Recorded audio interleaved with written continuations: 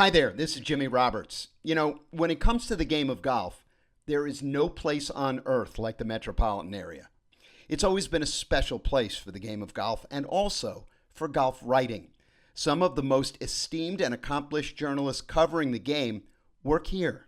Now, you'll get a chance to hear them right here on the Metropolitan Golf Writers Association podcast.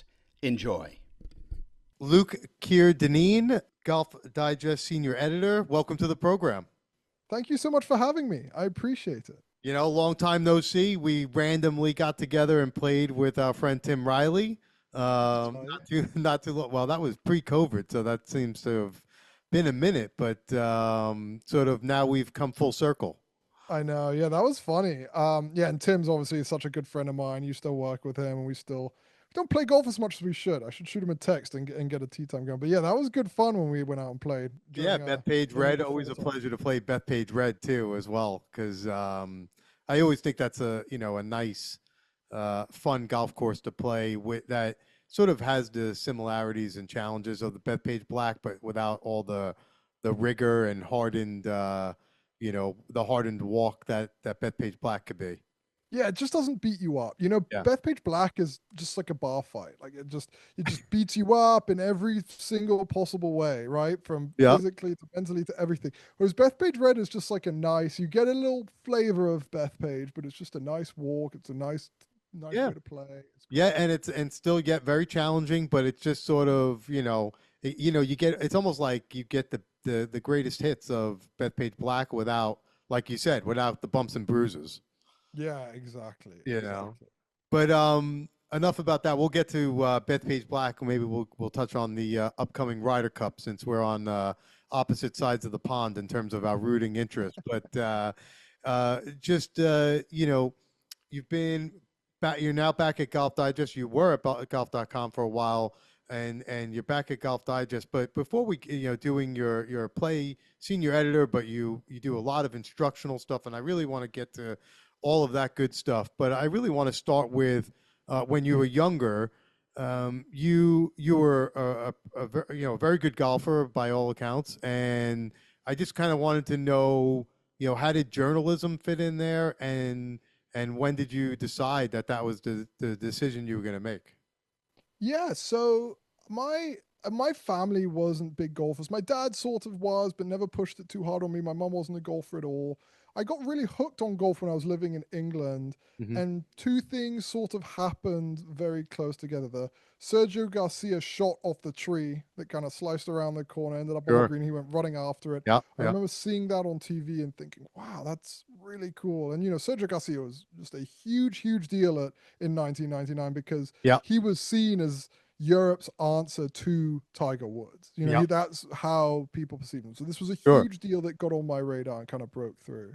And then at the same time, the Brookline Ryder Cup happened, which was, over there, it was like this crazy upset that had this twinge of, not even a twinge, like a heavy dose of controversy for it, this big comeback win. And so just kind of broke through to me. I was very into soccer at the time, but just kind of got me really interested in golf. So I started with these after school programs and just instantly kind of caught the bug. And I'm half American. My mom's American. We moved over here in high school. And I went to a junior golf academy down in Hilton Head. It was run by Gary Gilchrist at the time. Okay. And, so I was just like hooked on golf this entire time. And played college golf. I stuck around, played college golf at the University of South Carolina, Beaufort.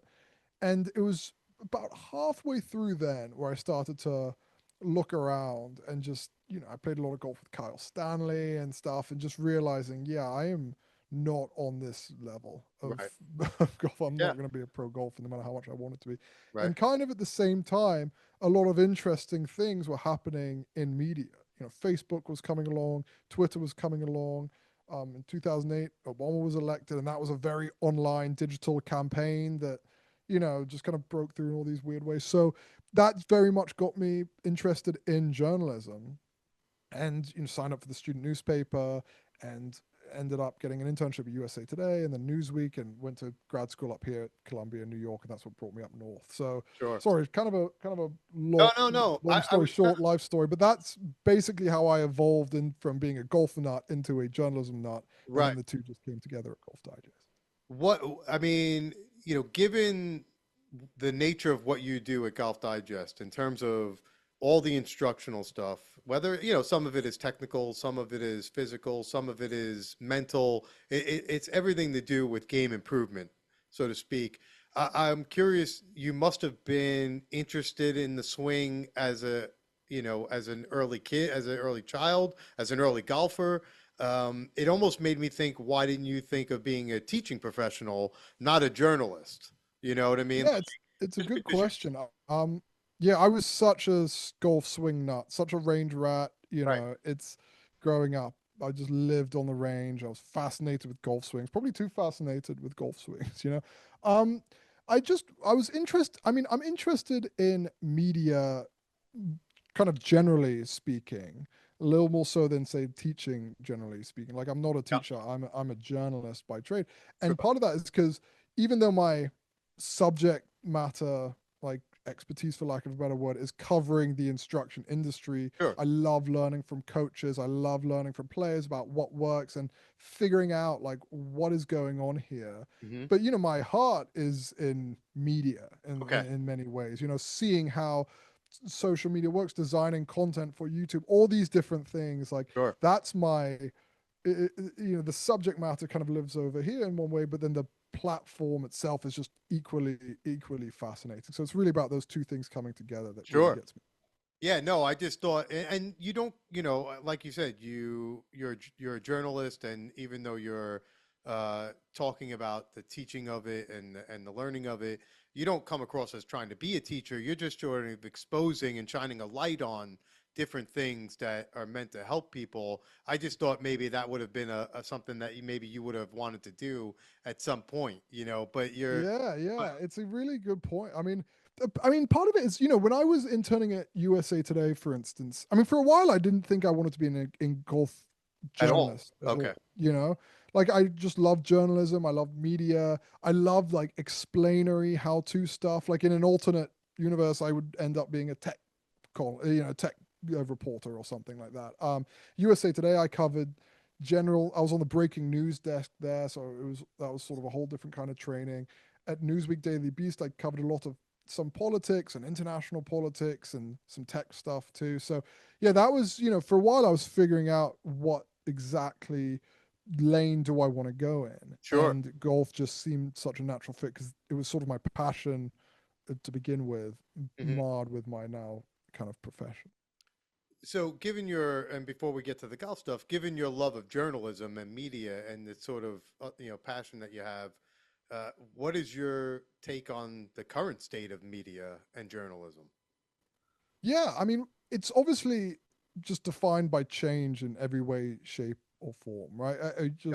I can't even fathom a day in which journalism was just this stable industry in which you would just do the same thing all the time. You just put out a newspaper, and that was the business model. It was very firmed up. I mean, the platform is just changing all the time now, Yeah. and it goes in waves. Like sometimes it goes from text text articles being really important, and then an algorithm changes, then it becomes about video content, and that's living in different places than the text content lived in, and then the dials get turned back and forth again, and it goes from shorter and longer to paywall to non-pay. So it's just constantly changing, and being able to not just keep up but try to predict the change where Yeah. you can, and to see the trends as soon as you have it, is just so important nowadays. And for the foreseeable future, it's just gonna keep changing. The one thing I always say is that, the platform, at least for the time being, is just gonna constantly be changing and going back and forth.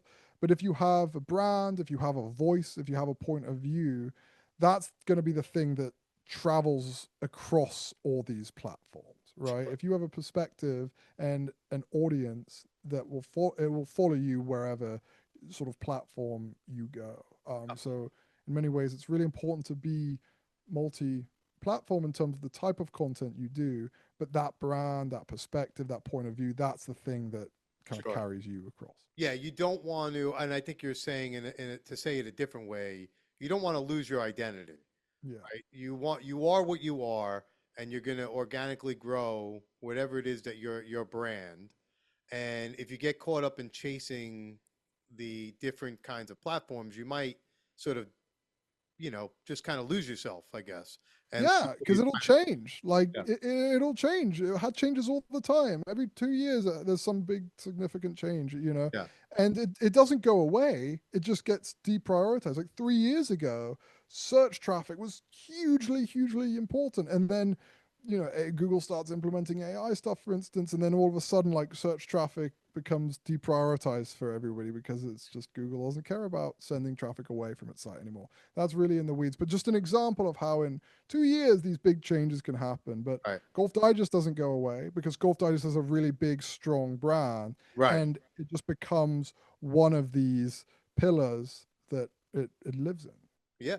It must be like sort of on some levels though get a little crazy because you're still trying to manage these platforms and yet stay current. So Oh yeah. it must get a little like you feel like you're chasing your tail a little bit just because you're trying to deliver everything in the way that people are getting it, and that's changing, and it can feel a little haphazard and crazy, I guess, at some points. Yeah, totally exhausting, right? Like I said, I, it would be nice to go back and, I mean, I love the digital media moment that we're in now. Yeah. I find it fascinating, exciting, but it is exhausting too. And I Yeah. would love to get transported back in time just to experience what it would like to know that Golf Digest is one thing and it is a print magazine that happens once a month. And Yeah. there were all sorts of hardworking challenges that went along with that. But now it's not just a print edition. It's a website first. It's a newsletter daily. It's a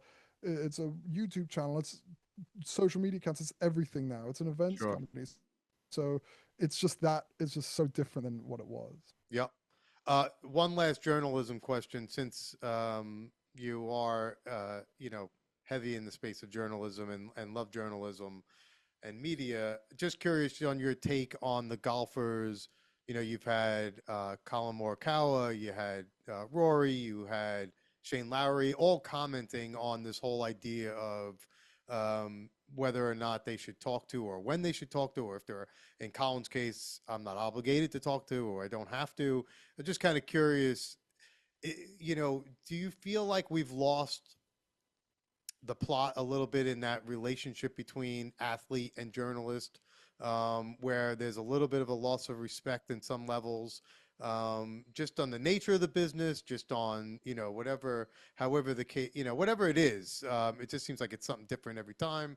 But I'm just curious what you think on how should professional golfers be dealing with the media? Yeah, I mean, there's definitely been some kind of breakdown there to some extent, right? I think part of the interesting thing is that Rory basically skipped the media for the PGA Championship and then, a few times after that. And every time I play with I know this is anecdotal, but anytime I play golf with somebody new nowadays, they're saying, "Hey, what's going on with Rory McIlroy? He's in a weird mood. He's like," and they don't talk about him positively. So there is this like weird currency that exists where if you start skipping media because you don't think it's important, all of a sudden you're telling fans that you don't really think they're important. Because I think Right. often that's what pro golfers miss is that media becomes this middleman scapegoat for everybody. Right. Sometimes the Right. audience, sometimes when all I'm doing when I'm sitting in that press conference is basically being a envoy to a couple 100,000 golf fans who Yeah. are more Yeah. interested in golf instruction content than other things. And Right. same with everybody else in that room, right? Yeah. And I think that someone, a pro golfer will look at media and just think, oh, there's just this annoying thing that we have to do that doesn't really have anything to do with the fans, etc., etc. When really it's just maybe that's what they're being told, but that is not what it works. We are golf. Don't think about Golf Digest or Luke Kerr-Dineen or whatever it may be as their own individual entities. Think about it as, oh yeah, this is a way of getting information to however many million of golf fans every single month. And I Yep. think it's pros divorcing media from fans, where always gets them into trouble and just isn't really accurate because Yeah. that is what we are. We are there for our audience. Yeah. And maybe we have to, as a industry, maybe we have to reconsider, who's attending these as journalists, and what is, because it's also not fair for people to come in with an agenda and and ask ridiculous questions or whatever the case may be. Um, at the same time, we have to take some responsibility for that as well. Yeah, I mean, yeah, I think it's very fair and true. Sometimes I think I'll see a pro get up there. Oh, so at some press conference the other day, maybe at Mora, where Colin Morikawa in passing was like, yeah, I was just feeling a little weird over the ball. And then for the next 8, 9, 10 questions are all about, well, why are you feeling weird over the ball? What's going on? I asked one of them, but and we're guilty of that in some ways. But imagine just being in an environment Right. where you just say one thing in passing and it's like, well, what's going on with Luke? Oh, and then you start seeing headlines pop up. Oh, Luke feels Right. weird over ball, hopes for fix this week. And that, so yes, we absolutely we have to do our part too. And Yep. we're not one unified media. There's Right. other people, lots of people, Right. lots of incentives. So it gets messy in a hurry. But I don't think, but that's sort of some housekeeping on the media end in some ways. And it doesn't change the overall dynamic that Right. media is a bridge to fans. So if Rory McIlroy skips media, all he's doing is skipping, a couple 100,000 fans that day who may have read this article online. Yep. And sometimes you'll hear them say, "Oh, I could just flip on my phone." Yeah, well, you don't flip on your phone, first of all, and second of all, it's not like you can reach everybody via your social media account that Golf Digest could via its social Right. media. No, So again, it's all sorts of flawed arguments there, but everybody plays a yeah. role in making this thing work. I do think though they do deserve. I mean, any other sport goes into a locker room, addresses with the coach. They usually get changed or they don't get changed, whatever the case may be. There is a natural grace period that other athletes have before they meet the media, and before the media either goes into the locker room or they come out for press.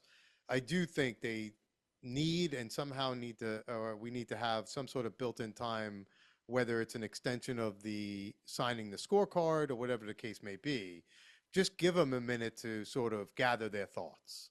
And It's funny, like I agree, except with the logic there, yeah, but I just feel like being a little close to these pros that sometimes you'll hear them say this, but they don't actually want what they're asking for there. oh, Because what I think would end up happening is that pros, they walk off the golf course, they sign their golf course, they sign their scorecard, excuse me. Yes, they're a little heated, but do you really think that guy's like, okay, now is your cooling off period? You're going to have to go back and do this thing that you already find a little annoying after an annoying day at work. You're going to have to come back here in an hour and a half to do it because you're getting, they're not going to want, they're going to want to get home. They're going to want yeah, to hit a few yeah, putts and get out of there. yeah, And so I think, and you're right, because pros say, well, I needed some time to cool off. But in practice, it's 7:30 at night on Masters Thursday. You tee off at 9 o'clock in the morning or 8 o'clock in the morning the next yeah. day.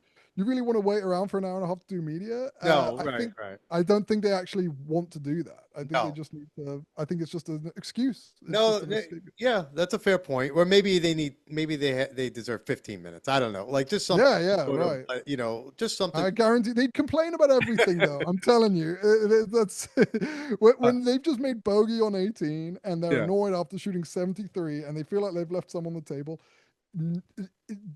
It was just an annoying thing that they don't want to have to deal with it. So yeah, yeah. so, And then they're about to walk out and get asked why they make bogey on 18. yeah, And I get 15 it. times. Yeah. Exactly. All right. Enough of that. Let's move on to some more fun stuff. As we said, you're sort of, the senior editor at Golf Digest and with a focus on instruction. Uh, you know, Obviously this comes from a long passion of yours that you've always had about, like you said, growing up watching swing sequences and whatnot. And now you've been able to parlay that passion and that love for the golf swing into something that is meant to help, hundreds of thousands of people that consume Golf Digest. How do you feel like you're doing at your job? so to speak? And how do you even plan for, or because being in the content creating business is kind of tough. So, Oh yeah. and so how do you gear up for that? How do you plan it out, as a, for your job?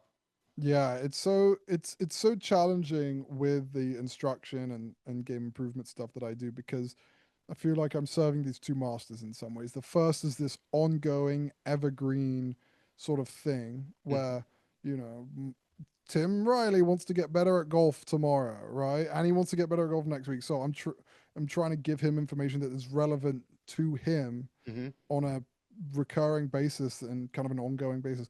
But then you also have this strand of people also want to know what Rory McIlroy is up to in his golf swing, and maybe that relates to them in some ways. So Mhm. it always gets especially challenging around major time where what you end up doing is benching the evergreen stuff for the more current in the moment stuff. But it Mhm. really is just this yin and yang of of the short term insights and then longer term, a little more personalized, a little bigger sort of solution stuff. Mhm. The underlying it all is just that I just really get interested in learning how these guys get so good. How do teachers get so good at teaching? How are guys getting so good at golf, and what can we learn from them? And it all comes from a pretty selfish perspective. I want to get better at golf, and I want to know why the guys who are the best teachers, who are the best players, get so good at golf and what they have to say. So Yeah. that takes different forms, but balancing out that short term, long term is kind of in many ways the challenge of my job. Yeah. I mean, and you do an awesome job at finding like little things in sort of everything, whether it's, your latest article about Tiger looking, watching the ball go past, or whether you thought it was a mental thing or a perspective change that Victor Hovland had right after the bad breaks, and different stuff, like different things like that. You're really trying to capture all the little different things that can help a golfer, whether it's mental, physical, or just an idea or a concept. Yeah. You must pick up, and you must pick up so much good stuff on the range with talking to the pros and their coaches and all Yeah, yeah. And that's just kind of what gets me going. I just love that stuff. I just find it that. fascinating, genuinely really fascinating.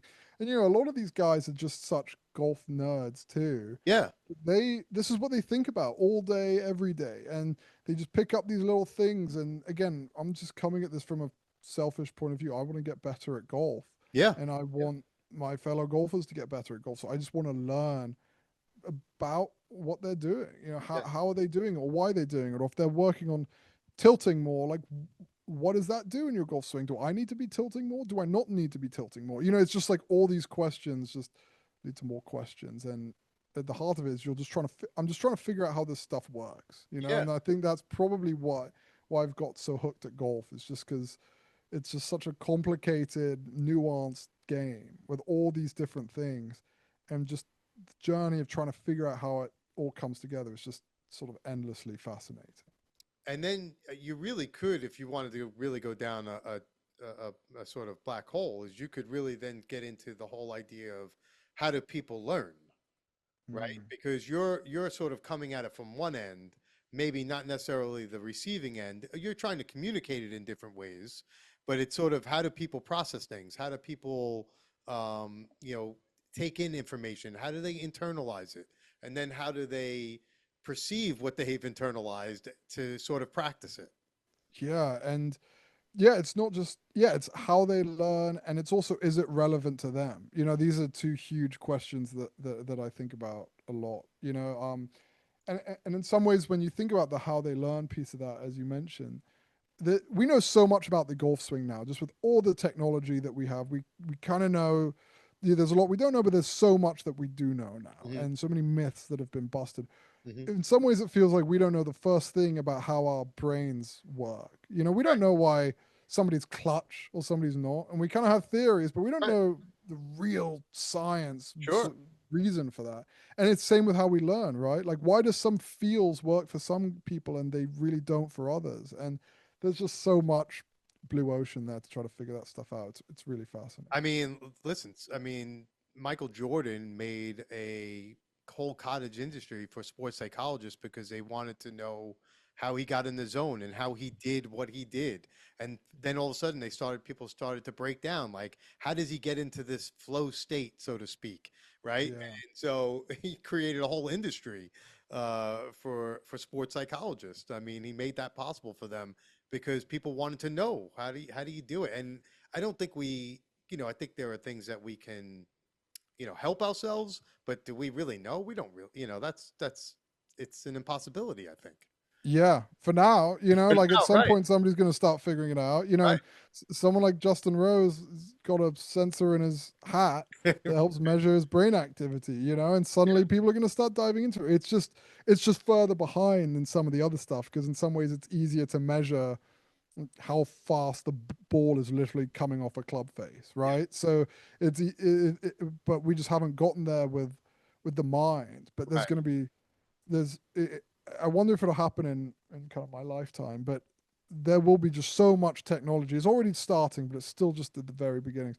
Just to understand more about how we think and why we think the way they do and why certain brains are different. And there's just so much stuff we don't know. Like, why is Scotty Scheffler's swing like so consistent for him and Right, whatever his body and brain does?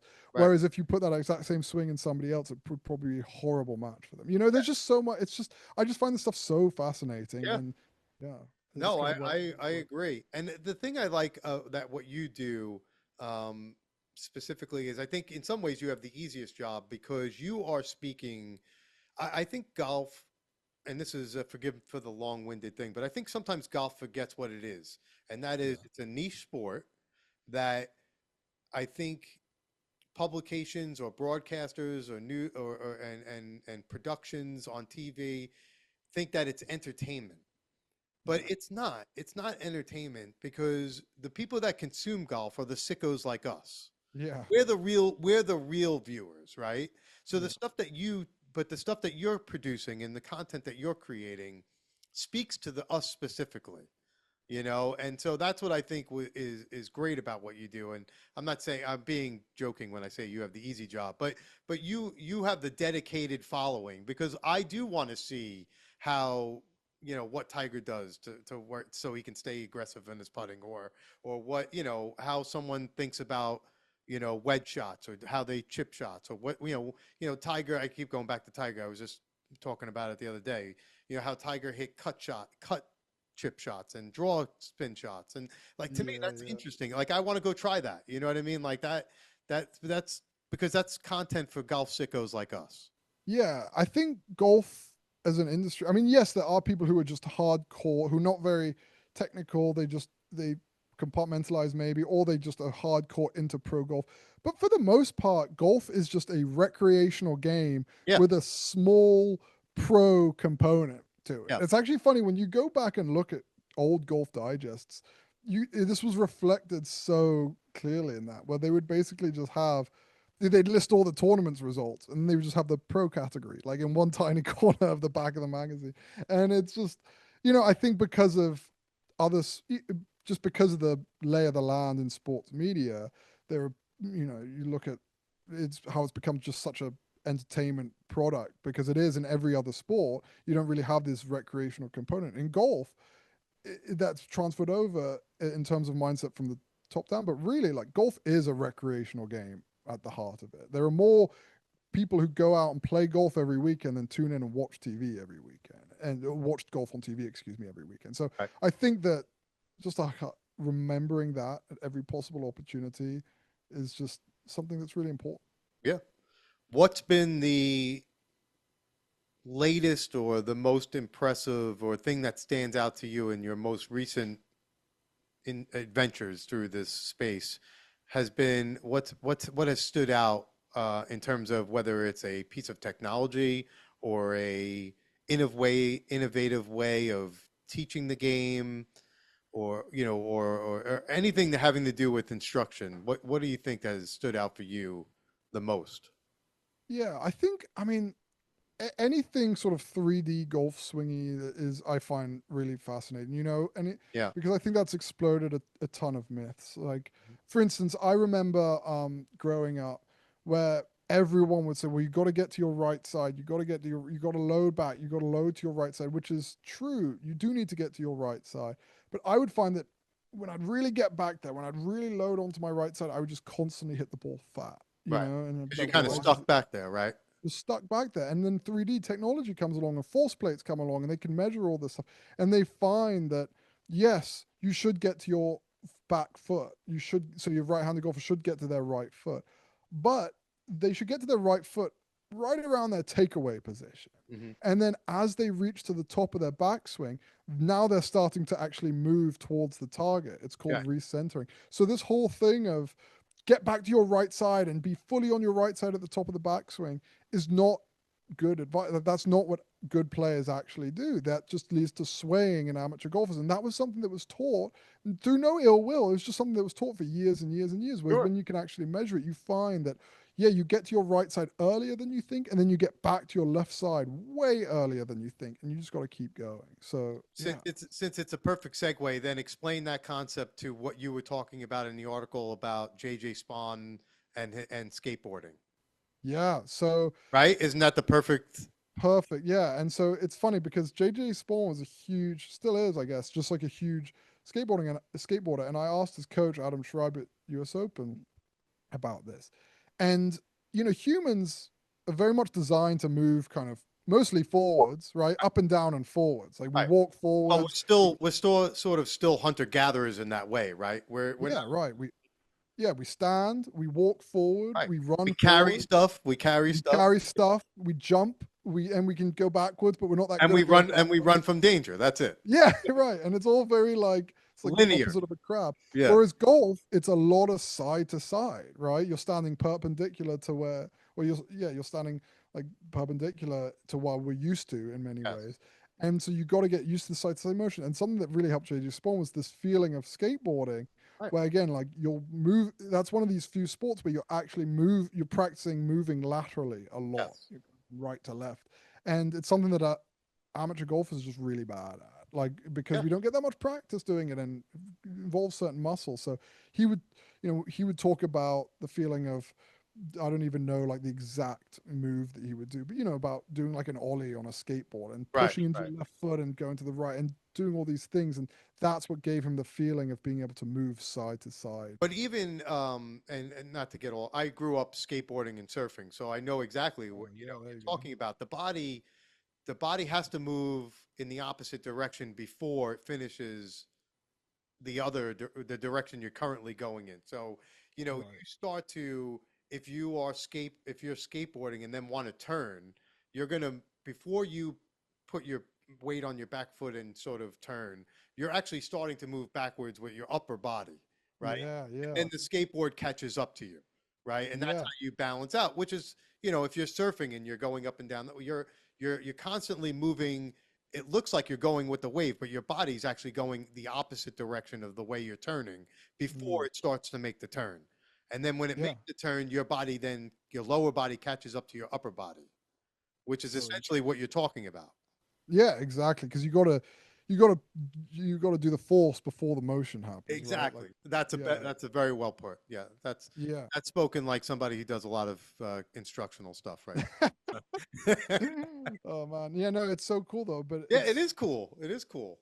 Yeah, stuff like that I just find fascinating. And whenever there's like a real science, I mean, there's all sorts of interesting stuff too about how we practice. Or one thing that always stands out to me is John Dunnigan, and who's a best in state teacher down in Maryland, I think, and Will Wu, who's a PhD, and they've measured swing thoughts and like what's a good swing thought and what's a bad swing thought. And what they find is that when, basically I'm oversimplifying this, but when you start thinking about a body part, like keep your left arm straight, that tends to limit you.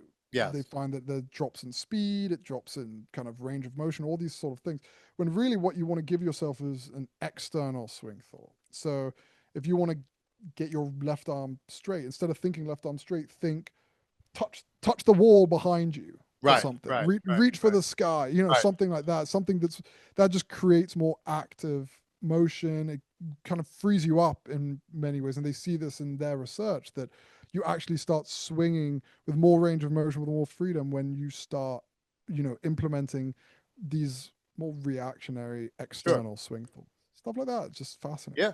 I mean, Carl Lauren, right? The one move to better golf is the one thing, and I'm bringing it up because I'm one of the things that I'm familiar with because I employ it, and that's right. Start the swing. In my case, in your case, would be start the swing with your left shoulder, right? Yeah. So nothing crazy, nothing specific. Just start it with your left shoulder, or in my case, the right shoulder, and then let everything go from there, right?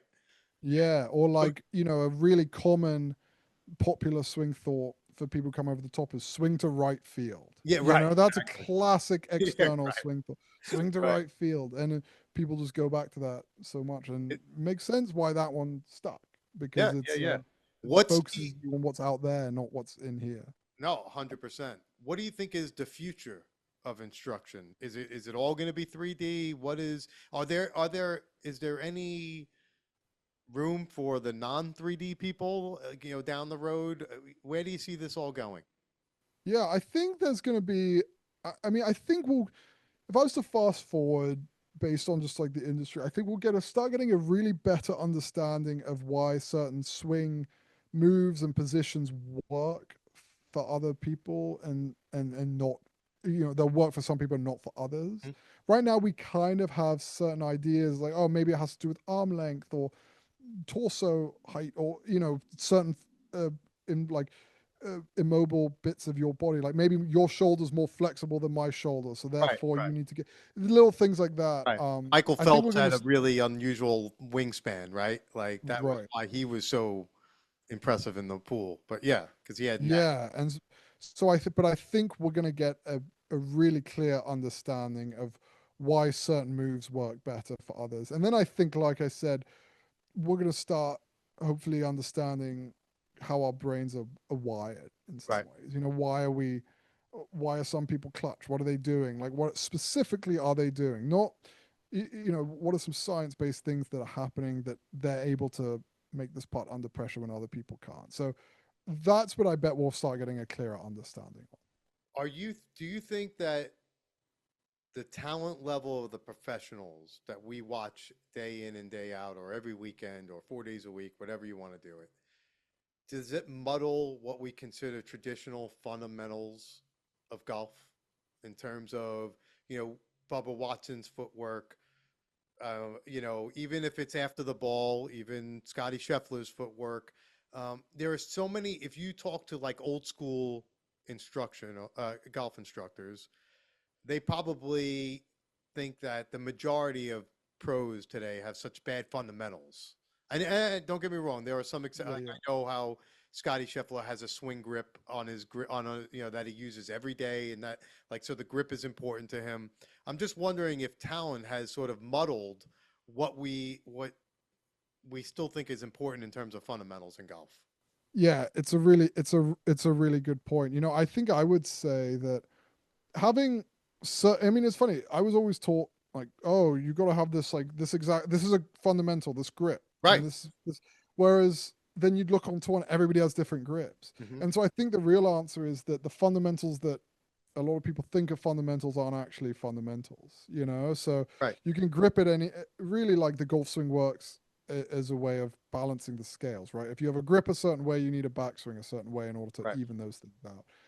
And a real fundamental is something like hitting the ball first and the Right. ground second. Which I Right. realize is more of a fluffy idea than grip it this way because this is a fundamental. But Right. you know, getting to your left side early. That's a fundamental. Because a fundamental is basically something that every good golfer does, Hmm. and they don't all grip the same. They don't all stand the same. They don't all have them move their feet the same. So those aren't really fundamentals in some ways. I mean, I think a lot of new coaches will say that the the fundamentals of how you hit the ball a certain way, like a square club face at impact, hitting the ball first, the ground second. Those are what I would think about as fundamentals, and I think those are ever present. But the old ones just don't necessarily track it. Apply anymore or Yeah, yeah. track. Yeah, I mean, look at Scotty Scheffler, right? Like, Right. you can't go around and say, and I know that solid footwork would help a ton of golfers, coaches will say, and Yes. Scotty Scheffler shouldn't necessarily be the model, but it's hard. It's just hard work to say that everybody needs to do this certain thing when you have the best ball striker since Tiger Woods doing the complete opposite of that. Right. And he's not the only one. Greg Right. Norman was a fantastic driver. His feet slid all over the place. So Right. there's all sorts of examples to the contrary. Right, right, sure. And like you in the article that you talked about, or you posted that video of Jack Nicklaus, right? And he was talking about Scotty Scheffler's swing and saying how his foot goes out, even though it's after impact, but its swing goes out to allow his hips to go through. So, right, it's all part of his process. So if that works for him. Yeah, it's all part, and it's just moves and moves and other moves, and Yep. it's how you match them all up is when you start getting a golf swing that works. If you gave Scotty Scheffler's feet clear out of the way because that's how he releases his body and prevents the club face from turning over. If he didn't move his feet, he wouldn't be able to hold the club face off, which means he wouldn't hit fade. So it's just all about adjusting the dial so they're just in the spot that you want. Yep. Before I let you go, I want to talk about Golf IQ and the podcast and the Golf Digest YouTube channel. That these are sort of things that are specific to you. Tell me a little bit about the podcast and what you're doing on YouTube. Oh, thank you. Yeah, so we have a Golf IQ podcast, which is 3 days a week, Monday, Wednesday, Friday. I host Monday, Friday, and my colleague hosts Jonathan Wall. He has an equipment segment on Wednesdays. Basically, my stuff is a short form podcast, just 10 to 15 minutes, Monday, Friday, just addressing something really specific about the game. And then we're doing a ton of cool stuff on YouTube too. I've got 2 series that I'm really proud of: Game Plan, which is kind of a course strategy series, and Film Study, which is focused a little bit more on the golf swing. So work super hard on those, and just it's really rewarding to see those things resonate. Awesome. And they can get those, and the podcast we can get on any kind of platform that you get your podcasts, and then obviously or is that on the YouTube as well, or is that Golf IQ is just where you get your just on the podcast? Okay. Yeah. And then the video series is on the YouTube channel. On YouTube and on golfdigest.com too. Yeah. Awesome. That sounds like that's cool. One last thing, you're now a new member of the Met Golf Writers Association. Are we going to see you at some of these events with these gatherings that we had? I know you got a crazy schedule, and certainly with the majors stacked up the way they are these days in the new scheduling, it's probably hard to get you out, but we hope to see you out there soon. It's nice to have you part of the organization. Oh, it's nice to be part of the organization. Yeah, absolutely will. So I'm looking forward to it. Any excuse to play more golf, especially. That's well, yeah, but it's a no doubt about it. But it's also a really good group of guys. And, and the Met Golf Writers Dinner is really amazing. That's a thing you should definitely do. It's a great organization with really obviously tons of people in it already. And so, but we're happy to have you, Luke. Oh, thank you. No, it's a real honor to be a part of it. And yeah, it's amazing how much history like the Met Golf Writers Association has. I mean, it's just so many incredible writers have come through this section. So it's for really sure. Cool. We just honored Dave Anderson with a little panel. And now, we're launching this podcast that we're doing that I've been fortunate enough to be a part of. So we're really sort of wanting to celebrate the history of and the members of the Golf Writers Association. So cool. Yeah. So cool. Well, Luke Kerr-Dineen, Golf Digest, senior editor at Golf Digest. Thank you so much for your time today. We really appreciate you carving out a piece of your day. Oh, please. Thank you, Anthony. I appreciate you having me. And let's tee it up soon. Yeah, let's do it. All right. Take care.